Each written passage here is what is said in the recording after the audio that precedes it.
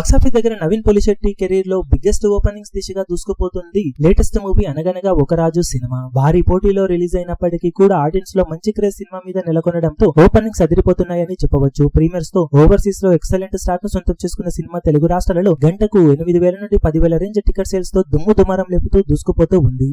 Major centres లో screen count excellent గా ఉండగా నైజాంలో స్క్రీన్ కౌంట్ ఇంకా పెరగాల్సిన అవసరం ఉంది.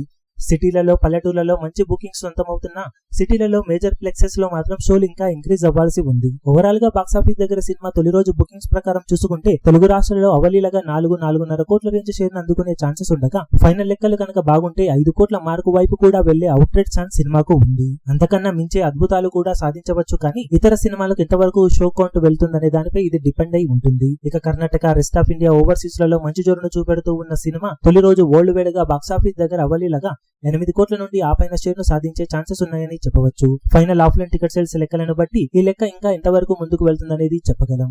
పోటీలో మరో కొత్త సినిమా శర్వానంద్ నారి నారి నడమ మురారి రిలీజ్ అయినా కానీ అన్ని సినిమాలలోకి సెకండ్ ఫేవరెట్ మూవీగా దుమ్ము లేపుతూ ఉంది ఈ సినిమా. మరి బాక్సాఫీస్ దగ్గర ఎంతవరకు ఈ అంచనాలను తట్టుకొని తొలి రోజు కలెక్షన్ల పరంగా అంచనాలను మించే లెవెల్లో జోరును చూపెడుతుందో లేదో చూడాలి.